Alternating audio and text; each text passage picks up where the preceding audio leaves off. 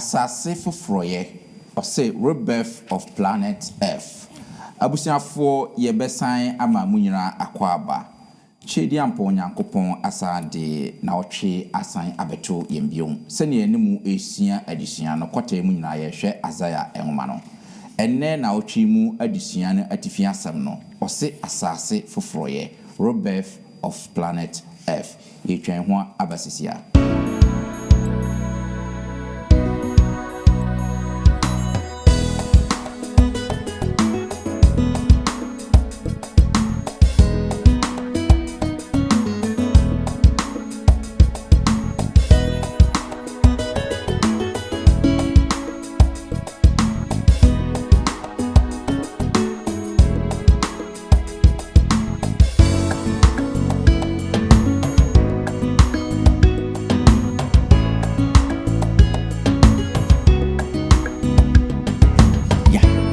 So ben na mufi se ebenya ewo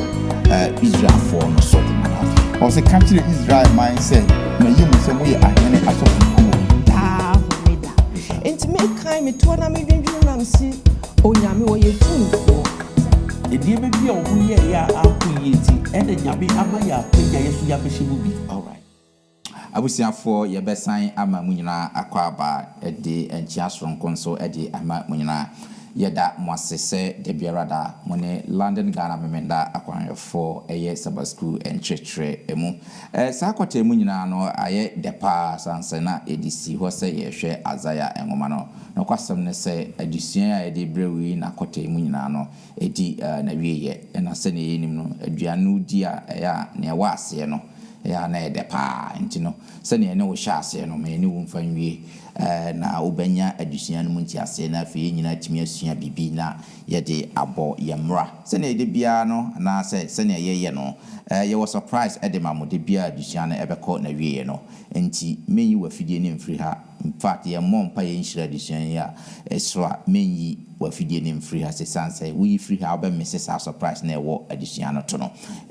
me wo abegwafo soronko wa ha se ya omubeboa ma enne na otwi mu yede adisia no empense mu ede amamo but then answer na meba omoso no ma yenkutie enwumo emfree London Ghana memda kwanjofo singing band enwumo omubeto amaye no se maseda enwum beye den na asa enwum no etia popa yedi mu yenkutie mra yeba yede adisia no empense beto amso.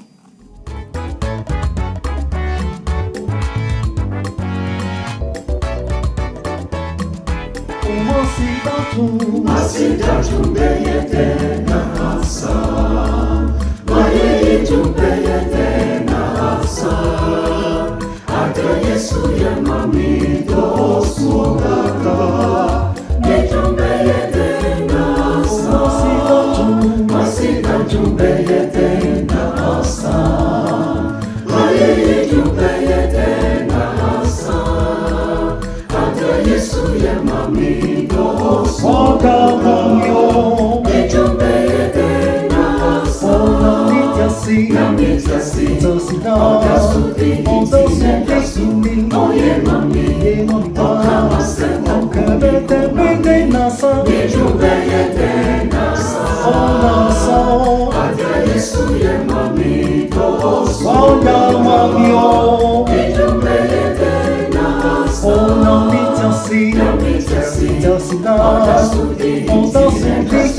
oye mami, oga masema, kebete bende nasa, ejumbeyete na asa. ona sao, Ate Yesu ya mami dosu. oga mamio, Ejumbeyete na asa.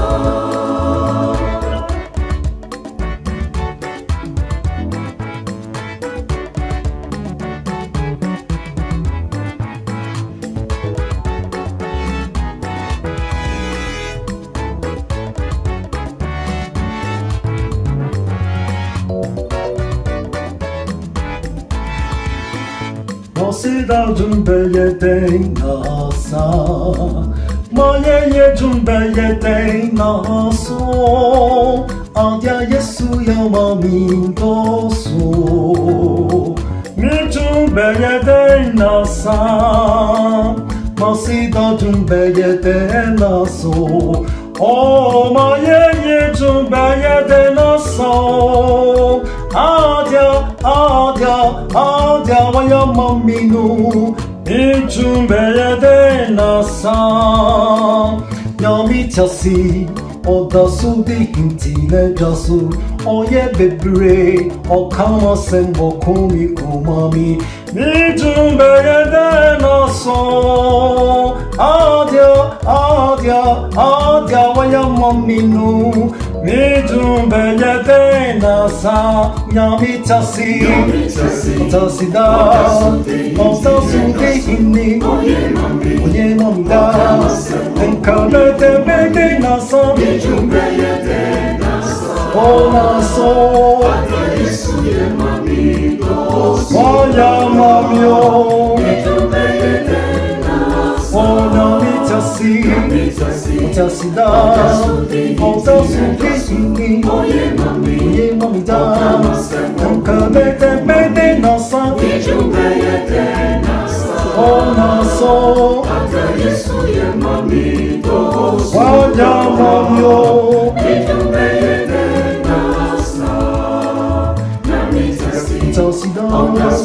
oda sudi oye mamida enkabete bede nasa oh da adia Yesu ya mamito waya mamio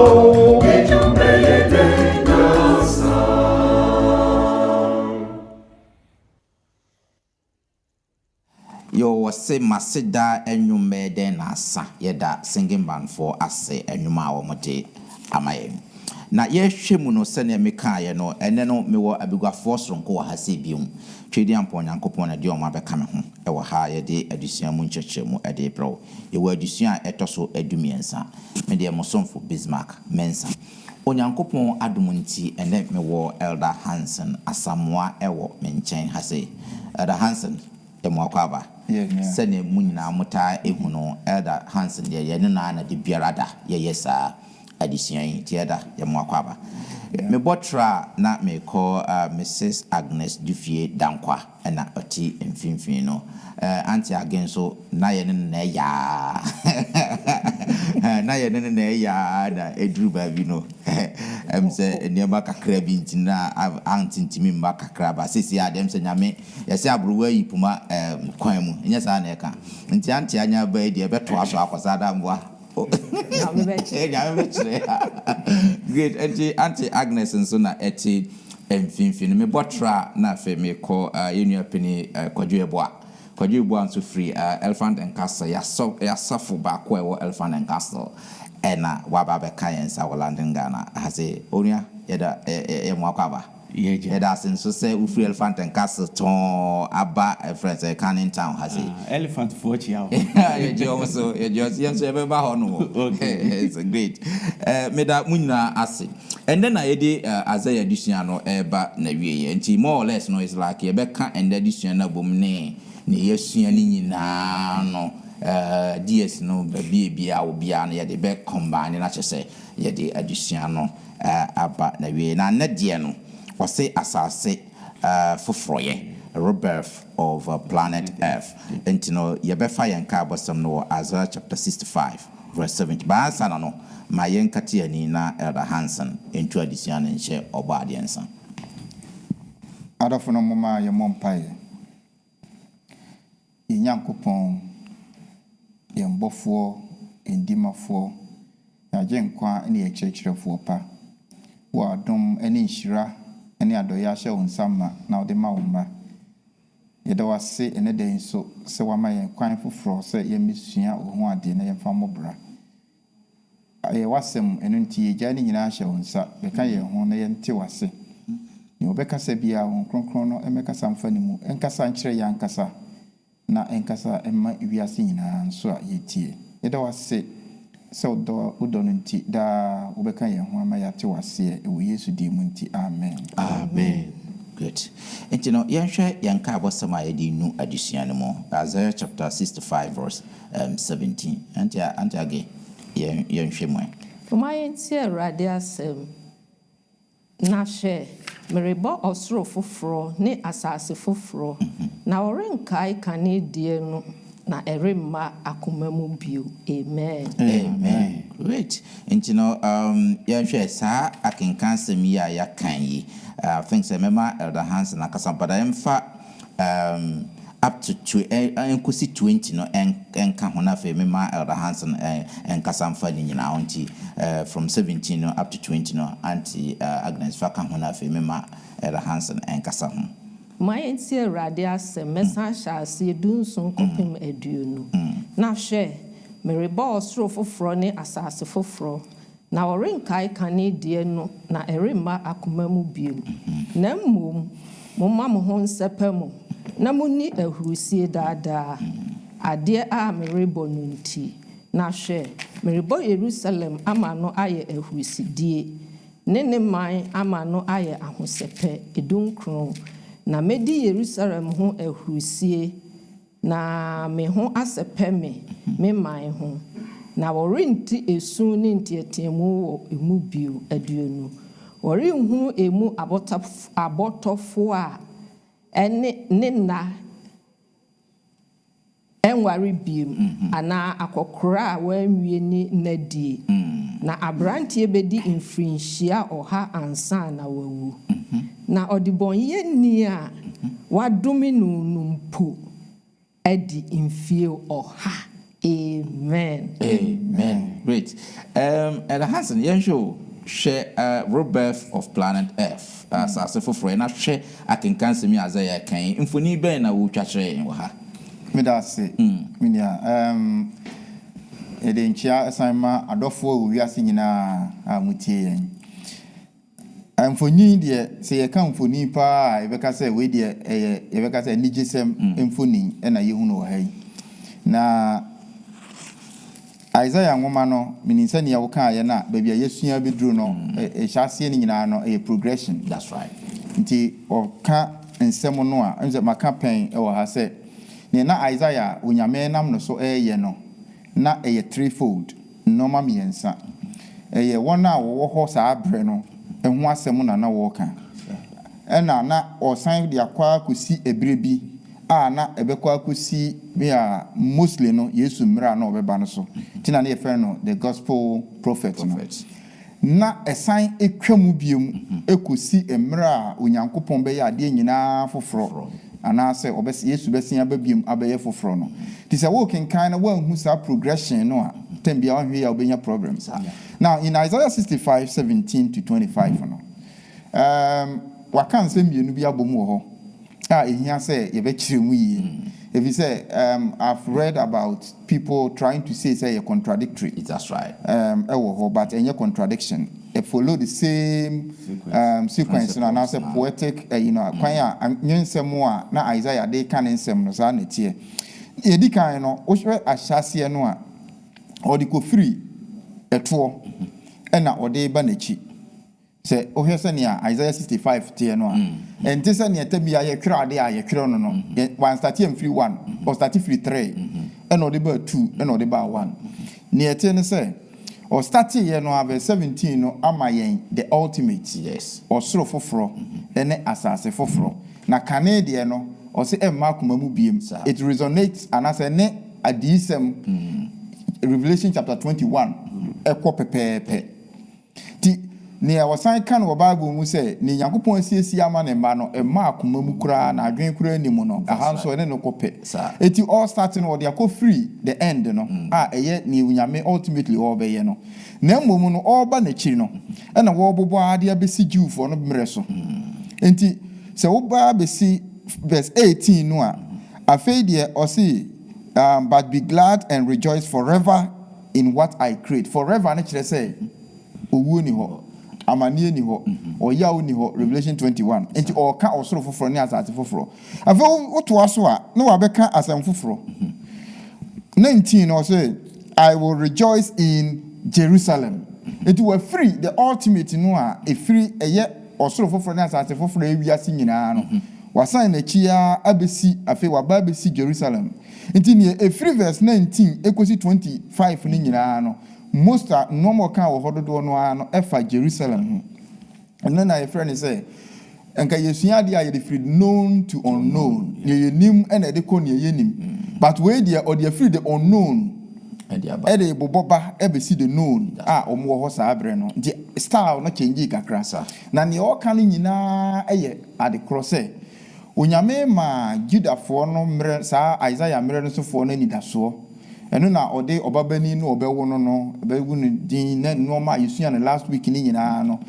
Ma o money da so na ni da so no mu no e na o kire say wo hawo amo akomu ni nyina no me be ye no ma foforo amam but sa foforo ye we no e wo mu say omotafo abedi na me na so still owuo beba but owuo no mu no se mo ko no mu mfamu se mo twa adwadwo na ye kum mu na ye kyimo no de ebetwam bi se me be ye sa foforo ye no na mmom no e betoa so akosi say emre bi beba afei de e wo mu se mo bedi na wo ha me de na so me be ye no foforo a jata ebewi enwura sa na owo edi dotie sa na abofra ketwa betimi de nsa akohye kinebere bo wano na so enka no and this is a reversal or my ekwan foforo bi a o kire sese ne obo Eden ansabone eba no o san edi abisi ho enunti na ye ni da so ema Judafo no sa abre no so Jerusalem no kan ye no enye just kuro Jerusalem no but ni nipa no a ewo mu no emu ni da so se muhu ni sa no se mudi na me kura na muwu a me be ye osoro ni foforo ni asase foforo a you will be rejoicing forever when ni beje akosi awiye ti wo kan ha e mana nye wadwe mu kesre ne huni se instead of using the known to unknown no ahana Isaiah by poetic means no na say or I mean say mu no or the free the unknown to the known or the free if we are seeing na we ya nyame be ye foforo no e na odi ba bi si Judafo no so say muhu say ni da so e dia mo nso ne me ka kire mo no ebebe mo great beautiful me da se pass elder hands na atono boa step by step breaking no da me da se pass wa ye na sa amame so opening kwaje boa ope say ode kakra so kakra bi na me de ka opening de no be say wa kadi gina wa sabasa ba all the same de be nya kakra ka ho who say osro foforo eni asase foforo a ye nyina ye di da so abidu bi ye twi ye di so uwo di ho ba who say ha no o kan say de ya dobe de kura be di fie say oha sa e no osoro foforo a ye kono de ya dobe no enko bi okay eti we ye adwen sem te say de openye de e kan itu kan ya e ba wadwiri mu je o kese say ye ko heavy e ho ye bu de bi ye bu ho e say de ya dobe de kura no e ho no onko yeah me da say Auntie Agnes aja you say one fa kakra nkan wa na yes bi na me de kan ho ko say de onyankopon si ahyehye no so wo hwe ansa no obeka quotation we ye beka quotation we ho asem na ne ayehu ne say enipa omo trance for some time bi no omo owo na afi de wo Jerusalem ho no omo afi akokora ebi a wo ni years na wo so di no wu but onyankopon ma Judah Jerusalem Israel and Israel so be say fofra me be ya amamo wo mra mu free no mu mfamu ba no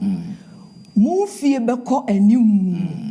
enti ebe ya sonku bi achende mu ni mu no okay akoda kaye be wu na wawu ya sebaba kra no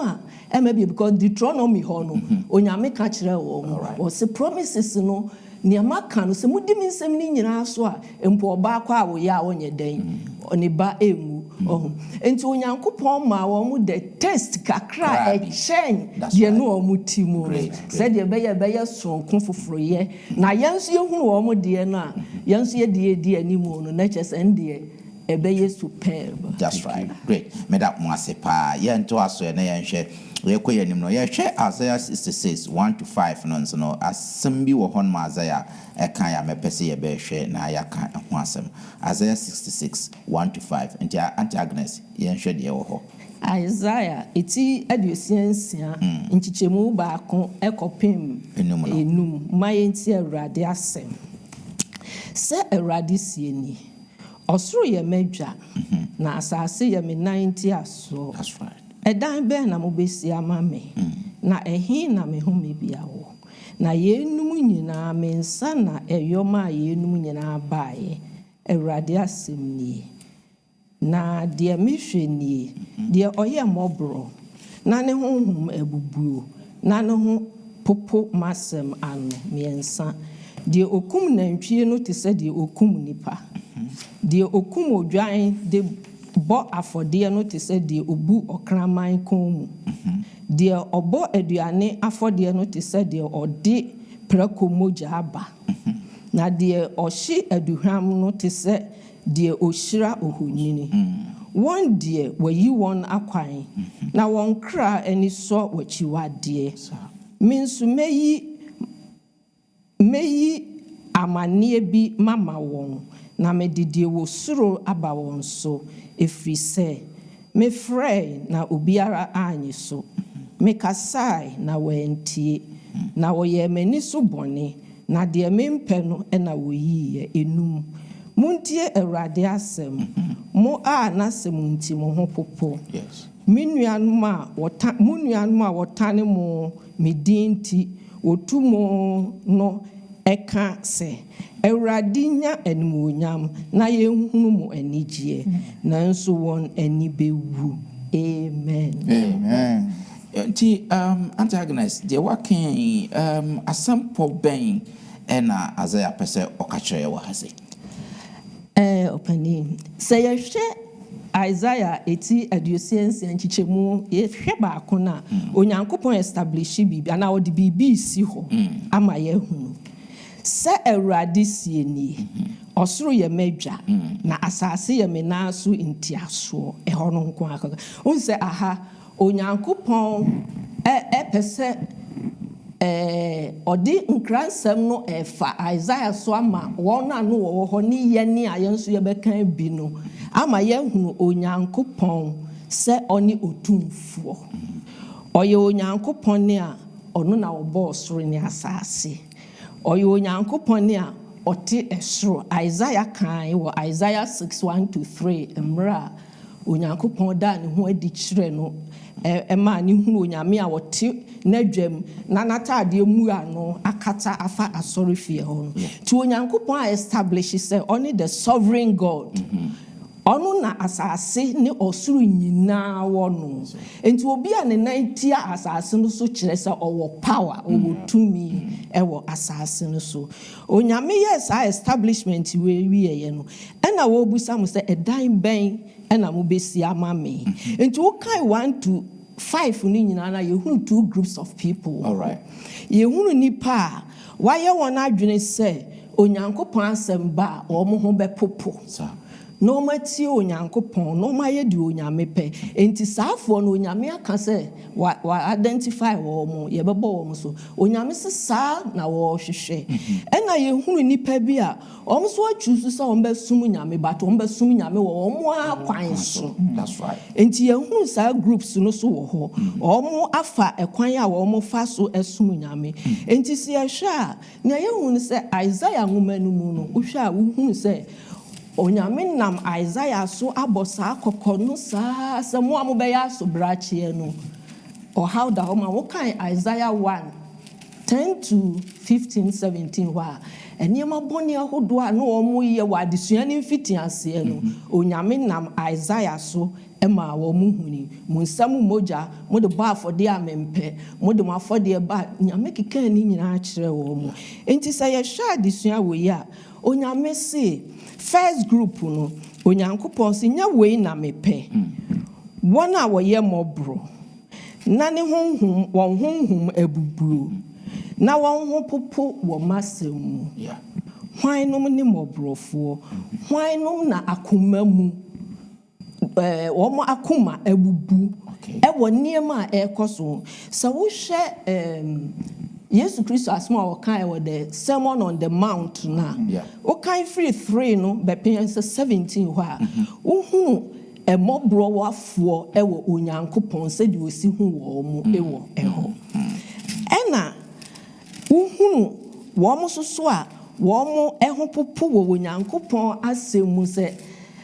o kind Matthew chapter 17 o kind 1-7 na transfiguration emuno. Yeah. Emra wo mu gina ho na afei eni bi free soro kasa ye say we ni me doba wo so mani na munyi ni no Emra Matthew no te saa asɛm no wɔso wɔn nyinaa de wɔn anim yɛ den ebutu fam. Wɔkan Matthew chapter 17 verse 1 ekɔpem 7 a enti ne ayɛhu ne sɛ Onyankopɔn asɛm wɔn a wɔn ho popo ɛyɛ wɔn yɛ sitie ɛma asɛm no na sɛ de onyame pɛ sɛ wɔn ɛsom no wɔn fa saa kwan no so wohwɛ Psalm 119 verse 105 a wɔso wasɛm yɛ me deɛ me kwan so kanea me nan so ha ne me kwan so me nan se kanea ɛne me kwan so han yɛnim yɛne yɛtena nkurase no sɛ monam afu kwan so a deɛ mopɛ sɛ mohunu ne sɛ kwan no mu da hɔ nti sɛ mokura kanea no de kɔ ne sɛ mohunu aboa bi wɔ hɔ a de mu yɛn sɛ motɛn ne quick ɔwɔ me mom de msuro kanka bi de me hu na wɔ sɛ metɛn ne quick na mepɛ baabi hɔ yɛ han Onyankopɔn asɛm no tɔ yɛ nan ase na yɛhunu sɛnea yɛ condition no tia yehu popo na ye U10 because first no nanka ye kose afa ye 10 efiri ho enti ye 10 pa afa Onyankopɔn asɛm no hya ase ye mu adwuma Emma ye beka emobrofo no ho ye beka wona wodi yaw ewo Onyankopɔn enkrofo a wota wo ho ye beka wona honhom mu kom ni sukom di wo mu ye beka ho na yenso ye hwehwɛ akira kwan ebi enti ofa edi kan no sɛde omote no na ofa etoso mienu no de osom de di onyame mpɛ no eno na wo mo ye Safo no edi no mo ye so kan Ezekiel chapter 8 adesua no de maye verse 7 to 12 ha Onyankopɔn asɔre fie ho ɔde Ezekiel koi na wose hwede impo the 70 mpanimfo aduoson no a wo mu gina onyame asɔre fie hwede wo no ho ma ya gu ho drawings mu amikyire eniema a mempe eno ho ena omo hye aduhwam ema wo enti yehunu se nia onyame mpe no ene na wo mo ye nanso omo ye wi a enye so omo nsum nyame o wo ma adwene no omo sum nyame omo so onyame hu yen de wi a ne ayede ne asum nyame safo no omo ekum na ntwie atise de omo kum nipa pereko eniemo omo ye ni nyina na achiwade nko a na abetato enti omo eso omo ye papa no omo bone a omo ye omo si ye papa no asan be ye bone asa ato abone na omo wo no so enti bone upon bone that's right enti ema safo no ayese womo de omo chusu omo kwan ya omo be fa so asum nyame ena onyame se mama nwira ho omo ho mama mane ha mo na safo ni nyina na omo be fere na wansotwe beba enti mo amo ho popo wo masemu no mo de mo nkoso na mo nsum Onyankopɔn na de me di twa to ne se onyame se dan be na mbesi amame Onyankopɔn asɔre dan sɛ yɛ kɔ apam foforo no mu a 1 Corinthians chapter 3 verse 16 and 17 now call Romans chapter 12 verse 1 and 2 a that's right yehu sɛ Onyankopɔn asɔn dan no ɛne yɛn nipadua no enti Roman for no 1 Corinthians any Roman for no ne awoma yehunu no ebre ni ntimi nkinkantie ne ebetumi ne awoma yehunu no e kire se na onyame pe those times ne ne yebre su no se ye de nipadua ni nyina be ma no ayakoma eni di mu akotin but wona o choose one way no akoma no wo baby fufuro and omo de just the physical body no the spiritually no they were dead all right spiritually no hypocrites all right woman say awade woman ye rebellion just say apostasy spiritual darkness enioma we no nyina no na ahye omumu but yehunu yanti Onyankopɔn asɛm na yehun popo na ebeboa kakra me woni yo me da se pa anti agnesem se wa bɔ ho modern because se ne wati afa adusua no atobo adoso no achichichi mu ama ye no me sure me gidi yesi agidi for so anyamu nti ase pa ye so penny hansen just a point I'm ready to ohwani a maame akenkan ne ochire mu ya enye first time wana Onyankopɔn onam Isaiah so e kire omo nyamesompa both true and false worship. Last week at the Isaiah 58 say okay obisa o mo say nya akwamuada manage hu ni nti wo hwe ba bia o de betatu bia no ana eye se ye behunu mobo na yaye just ana say yaye atemtenene na ye ntieti amanfo so nsem o nyame bisa wo mo ni nyina anye se enye o fise nyankopon no na ka se mo hwe tra mo petra bia kronkron mame na mentira mu which means say nyame obisa say asondan be na mbetime si amame but ono an si yensi asondan ama no nti say yesi asondan awya sori wo mu no enye bone ana say ye pe kwan ye befa so asum nyame enye bone but say wo ye no at the expense of ne onu nyame pe say wo ye no no a ena ye bone mu adadie enye bone na so say wa anye kenkan wanim kire mu adadie na wa ma mobruhunu ani nyame sompa ohwehwe no mamu a eho na no wo ka enwa asem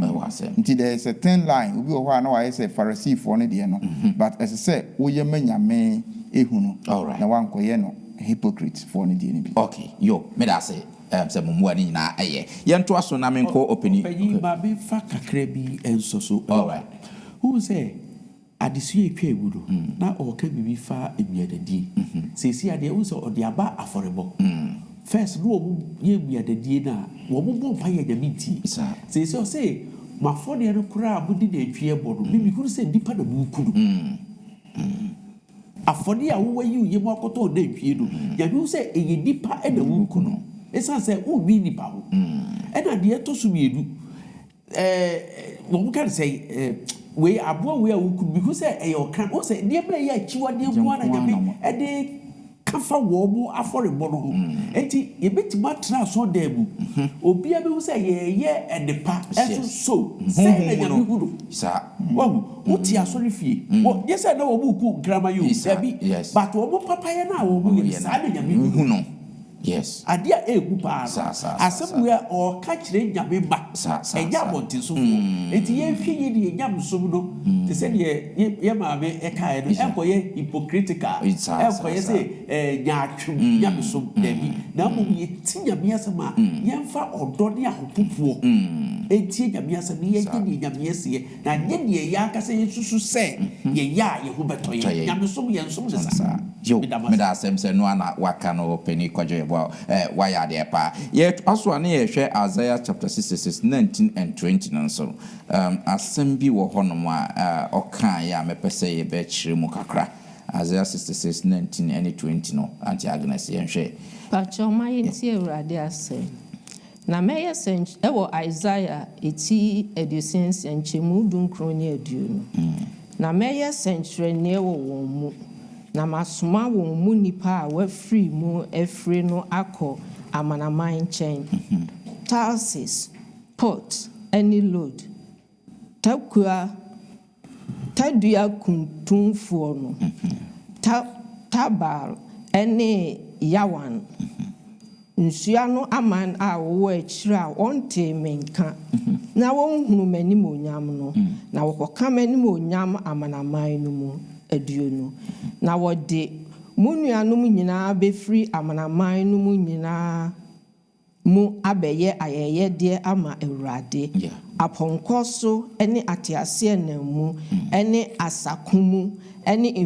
infnumu ponko ene yomaso aba me pepo kronkron no Jerusalem so Awurade na osie said the Israel made aduane afode a ewo ade a emutie mu ba Awurade fie no amen yo me da say openi kwadwo ebo a yehwe wo ahasen so na ye beti sa akenkansem ya sesen openi ade ba ko a Christopher say ye hwe ne ye se nyabe amaye dwubedie sunko nyabe free Israel for say ka wo bonye kanea ema wiase sanete na dwubedie nyabe de hye wo bonsa no na akọ sedi nyankopo osipe enti so ti akenkansem na ayese dise ohaw ba wo muso ense se kaye tra ho na nka bibi saa eba dise ohaw ba wo muso ansa na ebia nkaye no wo matu saa anamo no adenti na yemfa ope eni odo enyi frɛ no so enko dise ya tra se ama ɔhaw bi aba mede adesua wei ɛtoto Stephen okay deɛ ho o sɛ Kristo ɔbɛkɔ no Matthew 28 ɔsɛ mo kɔ wiase afɛ ne nyina kɔ nipa nyina besuafoɔ ba ɛbra ɔtoma no baeɛ no wɔn mo tena Jerusalem kɔpem sɛ yɛsi Stephen aboɔ no deɛ ɛhɔ na afei deɛ wefa a na ɔkɔ wefa ɛde na ɛde nyamsɛm na ɛyɛ den ɛhyeta wiase nyina saa pɛpɛpɛpɛ na ɛkɔyɛ wɔn mo brɛ no so nyame sɛ ɛkaeɛ na wɔn bɛ survive no ɛwɔ saa distraction no mu no adwuma a wɔn bɛyɛ di okay wahu ba ne nyame mpɛ sɛ ɔpɛ sɛ nipa ɛkɔ ɔhaw mu ansa na yɛayɛ n'adwuma nyame mpɛ ne saa but eduru baabi a sɛ nyankopɔn anyɛ biribi saa wɔn de yɛte yɛ comfort zone na yɛankasa yɛyɛ deɛ yɛpɛ gye sɛ ɔhaw bi ba yɛ so ansa na yɛahu nyansa sɛ nyame aka biribi sei ɛti wɔn yɛnsa yɛ akyi ne yɛnkɔhwɛ na adeɛ a ɛyɛ paa ne sɛ ɔse wɔn mo kɔ a nka wɔn mo die dida soɔ wɔn mo kɔma wɔn mo dida soɔ ɛha na asɛm no wɔ ɔse saa afɔ no wɔn bɛsa ma back to Jerusalem te sɛ yɛde wo sɛ tete no wɔn yɛ aduane afɔdeɛ ɛyɛ adeɛ a na nyame ani gye ho paa because aduane afɔdeɛ de owuo nim wɔn sɛ ɛmo afɔdeɛ de yɛ ku wɔn mo but aduane afɔdeɛ de yɛ adeɛ a kyɛ sɛ nika eti nipa na ɛbɛba no nyame hu wɔn sɛ aduane afɔdeɛ but mmom ɛnyɛ eku afɔdeɛ ɛbɛm sɛ kakra meka mehu sɛ ɛda hansi wɔ bibia sɛ wohwɛ asɛm a ɛwɔ hɔ no a sɛne yɛkaeɛ no ɛyɛ progression although sɛne Nyankopɔn aka wɔ mo nea ɔbɛyɛ ama wɔ mo ɛne ɔgye a ɔde bɛbrɛ wɔ mo deɛ but na ɔde adwuma bi nso ɛɛhyɛ wɔ mo nsa ɛno nti we have a special role bi a ɔde ahyɛ yɛn nsa sɛ yɛbɛyɛ now saa role no ebi ne nti a wɔfrɛ Israel no na ɛnyɛ nea wɔn mo ɛfaayɛ no a ne nti a wɔfrɛ Israel no ɛyɛ Exodus 19:6 okay Exodus chapter 19 verse 6 also, and you shall be to me a kingdom of priests and a holy nation.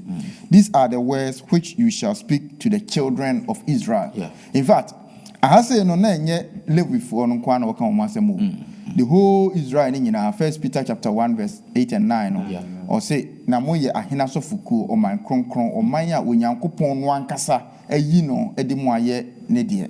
Oko second Chronicles ho no a First Chronicles 7:14 no a o say na me man a na se me man a mabomudin wo so no bebre won ho ase na se watie masemu a anka me de won me sa won ya ase nyade ne nsem bebre. Ne mpesa me kire wa ha ne se onyame fra wafrɛ yɛn no wafrɛ yɛn sɛ ɔgye yɛn kwa na mmom wasen ama yɛn mission and that mission no wo a woyɛ Kristoni wo frɛ wo Kristoni ɛnɛ biara no you are part of that mission na enkanka sɛ wo frɛ wo 7th-day Adventist and you are part of a special mission asɛm a yɛde kɔ wo wiase a yɛstu yɛn ho asi wɔ ɛnyɛ sɛ onyame afrɛ wo sɛ wo nko na nkwagye yɛ wo dea but wafrɛ wo sɛ koye adwuma ma amayaman nyina ehu nyame kanea no as a holy nation and a royal priesthood na onipa wo wiase nyina enipa nyina ehu nyame emra kan han no no mo benya nkwagye this is the mission that mission no de ma Judafo no that mission no nti na offer no Zion or say na Zion in Jerusalem no it extends to us also we use feminine pronoun she ne her ekire oba eho asem no woka oba ne gina ho maden asafo no etiye asafo yi a ye wo mu yi no wa ma ye mission a ewo Isaiah chapter 66 no verses 19 and 20 ni say eno ena ye nkoye enti say ye ntimi anye saa de no a na eche se ya faili nyame u faili nyame nso a you know the consequences enti enhu ye nkwage ne say ɔrekyɛ yɛn kwa na mmom yɛn so yɛ asuafo a ɛsɛ sɛ yɛtimi ma afoforo nso ehu saa nkwagye no wiase a enim nyame no great me da ase pa yɛn to aso yɛ na yɛn hwɛ ne sorry yɛn adisua ɛno so sa wo hwɛ Isaiah 66 verse 21 a ɔka asɛm tiawa bi wɔ hɔ no mo mepɛ sɛ yɛkan na yɛhwɛ how a sɛ effect a na sunsunso a saa asɛm na ɛbɛnya ewo Israel for no so anyone GDA so Isaiah 66:21 no so umayinti erade asem na meyi won mu bi nso aye asofo eni lewifo erade na osie amen nti we ya can cancel my work come from 19 to 29 to 21 no nti etwaso so na saadie we na say wo mo mbekwa akofo mo amanamanfo no no so obeyi bi ya nsunsanso be na mu fi se ebenya ewo Israel for no so anase won Kristo yeso anase yente saadie we asesen One say nyame uhwe nyame asem wa beautiful. Okay. You will be a friend Venn diagram, mathematics, and we have the whole set and the subsets. Okay. Now, so we near unyame kan verses 19 and 20 no any Exodus 19:6 any 1 Peter 1:9 no ne wo ho ni nyina no the whole set no. Okay. Or say catch the Israel mind say mayi mu se mo ye ahene asofukuo or my kronkron eti nyina everybody is included. Yeah. Ketwa kese pani ye nyina bia. Yeah. Within that no within priests within that na esane say ye wo administrative work any special work nipa ni nyina ntimi nya mbomu nti onyame se mumu no amo nyina ya ahena sofukuo o my kronkron amayi mu no mesi yi nkrofo bi wo mu a omo be perform special functions. Okay. Editie ni yo enye adwuma na ode ahye yensa no enye san nkrofo no mo ye special functions no nko an sese wo mo ye. Okay. Enu nti na sa wote asafunu na wodwen se ye sofo na sese wo kan nyame asem a ema afoforo ti a why mistake. Okay. Nienti oyi verse 21 no se mesenye yi lewi fo no amamo se omonye mo asofo enye sa ene mo asomfo. Yes. What it means is say now they are going to perform a special function within the group. If you say baby nipa wo bia na say we need leadership and I say we need obi a all ye ne say we ye a e the chaos na eba onyame so ye say onye basabasa nyame it is am ko kan say nyina ya asofo no say omu nyina nkwa asori fi onko ba afode a nka say ne besie nka bebre o ho a omu ntimi nye to what happened then say although say ye nyina no wage yen amaya ye ahena sofukuo ni oman kronkron no ne ye frɛ wo mo the clergy different from the deity. Now the deity ni the laity ni na omo from lay no lay for I say ye nyina omo bia ene the laity ene onyame ayi ebi wo saa ye nyina no mu afre omo the clergy and I say the shepherds omo lead in administrative work. That's right. It is obi ye osofo e wa asafo no mu a and I say obi ye deacon e wa asafo no mu and obi ye elder wa asafo no mu a only any special privilege in terms of nyamisemka. Okay. And now say in terms of nkwaje. No. Okay. Because here nyina we yi and say nkwaje for. Na mum almost special year odi amo mo ne say. Machira mo kwan a momfa so enlidi congregation ni nyina emma me awrade. Sa no chiche ma Aaron ne nemba. Okay. Lewi for. Any obi adwuma a oye ntimisrew odofo. Don't think say we dey also for adwuma nti. Say fa nkwaje ho de a o ka ho bi. O she Exodus 19:6 num. Which Isaiah 66, 19 and 20 num. And I was saying 1 Peter 1:9 num. But say obi osofo ana elder na say oye deacon and say oye bibi foforo a ono ehye verse 21 num. Oye special within the special all perform adwuma bi. Okay. Na ye nyina ye de no ye nyame enkwaje na ese ye no. All right. Good. Me that's a pass hands na a church name but you're trying from other angle before ya rapo yang additional so we share 19 na a moment ya say bi me pese mo be boa me wa say 19 20 21 na a moment ya say bi say wa share Israel for no say mo be kwa akofa amamamufo no aba no na 21 no eye me say saa amamamufo no bi na obeye omo saa na adesua no so ekire saa amamamufo no bi e na obeye omo so priest no aye bi no Levite. Yes. Then say saa na chana me bisa say ene say koba na saa nsunsanso ben ene aba say ye asafo na ye kwa un say kwa kan nyamesem obi sachira no waba saa nipa kro no be ye asori peni e be ye dikin peni e be ye sei saa na menti ase ye me wo ha se saa na ti a nsunsanso ben na mu fi se eya ebenya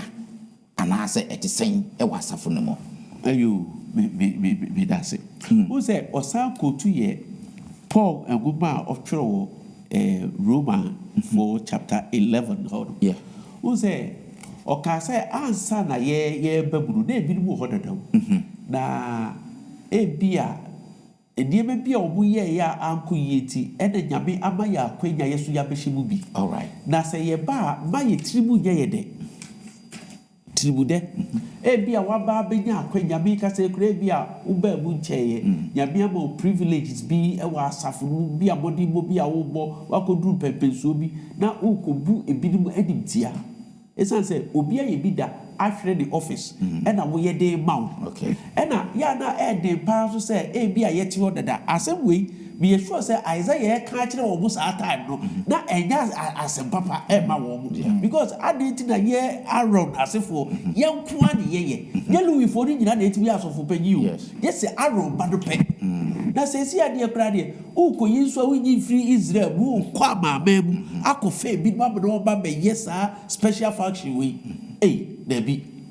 we dey mu ede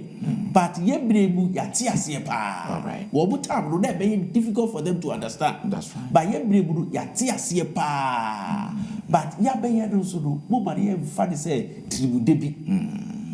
aseɛ ba ko ewu paa no em say yedusua no emre no atia yɛn paa nti yɛnhwɛ na yɛn sorry so ye de we be wrapping it up Isaiah 66 22 no to 24 no na fe mema anti Agnes en rap no my say yemre no atia Isaiah 66 22 to 24 no anti Agnes mama enti Awurade asem na said the osoro foforo ne asase foforo a meyo no begina manim no Awurade asem ni sara nso na mo asefo ani mudin begina na ebeba se osrane foforo da ne homeda ena honam nyina beba abesore manim Awurade na osie 24 kan 24 na obefre de akohwe nipa wato memra no efunu wato memra no efunu a won mu bi muwari nguda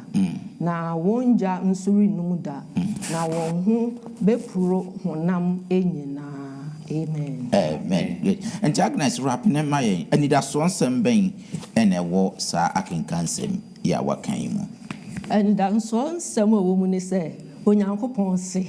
obo soro foforo obo asase foforo se yehwe adesuani frase opani hansi kirekire mu maaye na onyame na Isaiah so maaye huni osoro ne asase foforo no obo wo mo bre no so no na nipa bewu na niema bi wo ho a emane nye perfect said the nyame pe no but awieye no 66 na awieye no de nya wo kire yen se ode ye ko Genesis 1 ode ye ko Eden enti said the wo ye Eden na emu niema nyina ate no sa na osoro foforo ne asase foforo we ya wo bo no etie eti se Revelation 21 senia onyame eka ne sun owuo bibia eni hobie enti se ye kan akenkan sem na ne wo ma ye hunu nie o se yedini ebeka nanim afebo na che se eternal life ewo ho ma wona obenya kwan akọ no because ye ne yasefuo nyina ye din beko ho na nim de ye me deba akonie opani o se homeda enti me kan me to na me dwendwuru nam si onyame wo yetumfo se ye kenkan asem we ni adwene hu yi a ka be ma ye mu dodo na san yakosom 7 days Sabbath because onyame bo ade wo edi no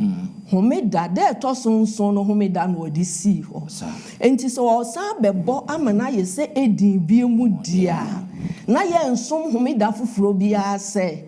da eto sonson homeda no enti ye besum nyame anida so wo mu ni se ye nyina ni nyame betena afebo ani gi a na wo edi no ye be experience bi boni ni ho bibia ni ho abonifo nyina obetore wonase obesiesi asase no foforo kra enti niema bebra Isaiah kan ho asem a na ye nigie efa emoa wo mu be vegetarian ni oni nyina ye be experience no na so owuo ni ho dia na chese eye eniji sempa yo meda mo ase agidifo ye beda mu nyina ase sene ye kan ye no maboafo no nso aya de pa ye azaya ngoma no na ye de aba na wie ye no se ye ne ka no ye was surprise de mamoti no men sorry wa fidie se wo hwa azaya ngoma ya yesua na ehya ase no yehu Israel mumuye ekire ye Israel mumuye na fe mfimfim ba bia ekire punishment how awodo challenges ahodo a omukọ mu na fe ekọ na wie no fofore anase there be ye de se onyankopon da ne beso na fe won a odi ohun ato no so yie no wakwakodi eda ensa da fada azaya nwoma ne ye nwoma bi a de pa ye ti se wo nyamra sabo modi ase obesa akan na ye nyina ye timi anya emu aba na mienkuti enwom emfiri church kwa enchen na fe se church kwa fo eto nwom no maya ye beba na fe ya ba bishira ye dishia no so eno ne ye surprise na ye de ma ye tifo no Aduma say ahunchaba adwinpin ni okom yare ni owodoso arewodoso ufadoso yenyo biara ahutonya sasiso Isumaka ye worship ye kama for asasiso Uye mobo prophet ye no Isumaka ye worship ye kama for asasiso Uye mobo Fawo Shiva Mayeno Chiyeno Osu Chiyen Yedamara Asita Mayeni Yeno Yara Autoya Sasiso Isumeka Yemasha Yeno Kamafo Asasiso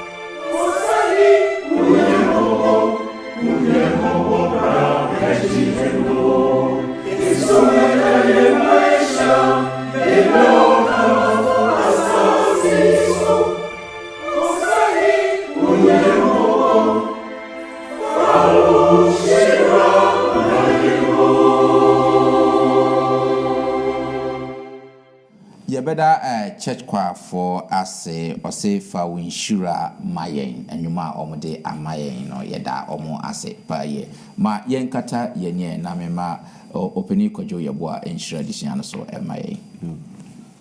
Bobe Bompaye.